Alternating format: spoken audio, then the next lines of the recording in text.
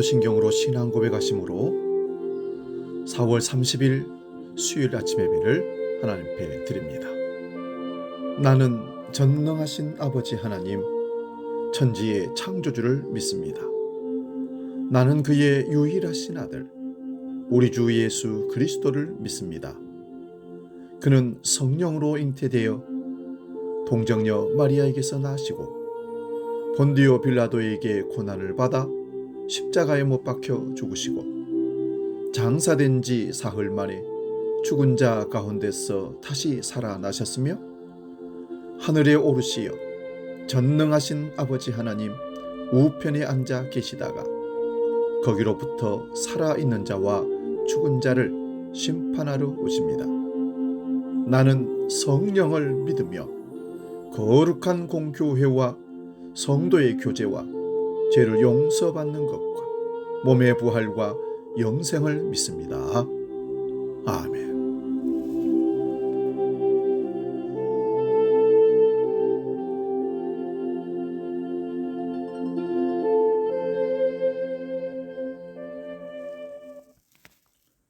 찬송가 317장 내 주 예수 주신 은혜, 함께 찬송합니다.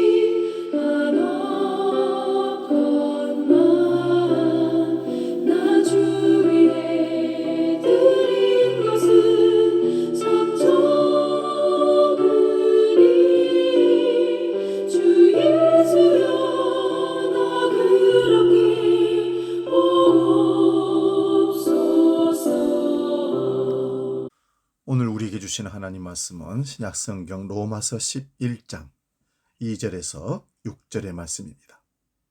신약성경 254면에 있습니다. 이 말씀 봉독할 때에 살아계신 주님의 음성을 들을 수 있기 바랍니다. 로마서 11장 2절에서 6절 말씀 지금 봉독합니다. 하나님이 그 미리 아신 자기 백성을 버리지 아니하셨나니 너희가 성경이 엘리야를 가리켜 말한 것을 알지 못하느냐. 그가 이스라엘을 하나님께 고발하되 주여 그들이 주의 선지자들을 죽였으며 주의 제단들을 헐어버렸고 나만 남았는데 내 목숨도 참나이다 하니 그에게 하신 대답이 무엇이냐. 내가 나를 위하여 바알에게 무릎을 꿇지 아니한 사람 7,000명을 남겨두었다 하셨으니 그런즉 이와 같이 지금도 은혜로 택하심을 따라 남은 자가 있느니라. 만일 은혜로 된 것이면 행위로 말미암지 않음이니 그렇지 않으면 은혜가 은혜되지 못하느니라. 아멘. 봉독하신 말씀으로 순종의 결과를 하나님께 맡기라, 이런 제목으로 말씀의 은혜를 상고합니다. 우리는 순종에 대한 결과를 하나님의 손에 맡겨드려야 합니다. 물론 우리의 행동이 다른 사람에게 미치는 영향에 대해서 진지하게 고려해야 합니다. 그러나 하나님이 우리에게 하라고 말씀하신 일은 결국 모든 사람에게 최고의 유익이 될 것입니다. 다시 말씀드리면 우리의 책임은 하나님을 신뢰하고 하나님께 순종하는 것입니다. 우리는 하나님의 인도하심을 온전히 신뢰해야 합니다. 그리고 우리 자신을 하나님의 손에 맡겨드리는 것과 마찬가지로 다른 사람들의 삶 또한 하나님의 손에 맡겨드려야 합니다. 열왕기상 19장 10절을 봅니다. 그가 대답하되 내가 만군의 하나님 여호와께 열심히 유별하오니 이는 이스라엘 자손이 주의 언약을 버리고 주의 제단을 헐며 칼로 주의 선지자들 죽였음이오며 오직 나만 남았거늘 그들이 내 생명을 찾아 빼앗으려 하나이다. 이것은 갈멜산 불의 사자라고 하는 엘리야 선지자가 하나님께 드리는 말입니다. 혼자 고군분투하며 하나님 말씀에 순종했습니다. 그런데 엘리야 선지자가 하나님께 순종하기로 선택했음에도 결과가 자기 혼자 남고 다 죽거나 도망가고 없다는 말입니다. 우리는 순종의 결과에 대해 온전히 내려놓지 못할 때가 많습니다. 때론 순종을 통해 내가 원하는 결과가 당연히 주어질 거라 여기면서 그렇지 못했을 때 하나님을 원망하기도 합니다. 하지만 우리는 순종의 결과 역시 하나님께 맡겨드려야 됩니다. 우리가 할 수 있는 순종을 다하되 결과는 하나님께 맡기라는 말씀입니다. 이에 대한 하나님의 답이 본문 4절 5절에 나옵니다. 그에게 하신 대답이 무엇이냐? 내가 나를 위하여 바알에게 무릎을 꿇지 아니한 사람 7,000명을 남겨두었다 하셨으니 그런즉 이와 같이 지금도 은혜로 택하심을 따라 남은 자가 있느니라. 하나님께서 대답하시기를 물질 세상에서 무릎을 꿇지 않는 사람을 자신에게 남겨두셨다 합니다. 7,000명은 창조주 하나님의 완전하심을 나타내는 7과 완전한 숫자 10의 연합을 나타내는 숫자로 성령을 가리킨다 해석할 수 있습니다. 물질 세상의 유혹과 시험을 통과한 사람은 하나님의 선택을 받아 성령과 하나 된다는 것을 비유로서 말씀해 놓은 것입니다. 이와 마찬가지로 바울이 활동하던 당시에도 과거 엘리야 시대와 같이 하나님의 은혜를 받아 성령과 하나 되는 이가 있었다는 뜻입니다. 그런데 본문 6절 말씀을 보면 성령과 하나 된다는 것은 사람의 노력으로가 아니라 하나님의 은혜가 있어야 한다고 말하고 있으므로 그 속뜻을 헤아려야 한다는 말씀입니다. 이 말씀을 잘못 받아들이면 노력하지 말라는 것으로 오해하기 쉽습니다. 그런 것이 아니라 노력은 하되 결과에 연연해서는 안 된다는 것입니다.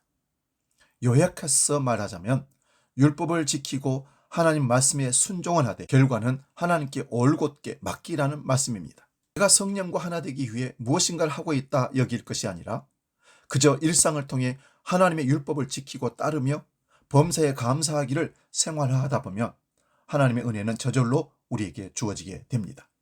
사랑하는 여러분, 순종의 대가가 결코 달콤하지 않을지 모릅니다. 당장 눈앞에 보이는 결과가 실망스럽게 여겨질지도 모릅니다. 하지만 분명한 것은 결국 순종의 진가가 발휘될 것이란 사실입니다. 하나님을 신뢰함으로 순종의 결과에 감사하시기 바랍니다. 여리고 성을 무너뜨린 하나님의 놀라운 역사가 우리 삶에도 임하기를 축원드립니다. 기도하겠습니다. 하나님 아버지, 우리는 그저 하나님 말씀에 순종할 뿐 결과가 원하지 않는 방향으로 나온다 할지라도 설령 원하는 방향으로 나온다 할지라도 그 모든 결과는 하나님께 맡기며 위탁하며 끝까지 순종에만 집중하는 믿음의 삶을 살게 해 주옵소서. 우리가 원치 않는 방향으로 간다 할지라도 그것이 하나님의 뜻이라면 분명히 합력하여 선을 이루시는 하나님의 뜻일진데 무조건 순종하며까지 나아가도록 믿음과 인내와 능력을 더하여 주옵소서. 이제 주기도록 기도합니다. 하늘에 계신 우리 아버지, 아버지의 이름을 거룩하게 하시며 아버지의 나라가 오게 하시며 아버지의 뜻이 하늘에서와 같이 땅에서도 이루어지게 하소서. 오늘 우리에게 일용할 양식을 주시고 우리가 우리에게 잘못한 사람을 용서하여 준 것 같이 우리 죄를 용서하여 주시고 우리를 시험에 빠지지 않게 하시고 악에서 구하소서. 나라와 권능과 영광이 영원히 아버지의 것입니다. 아멘.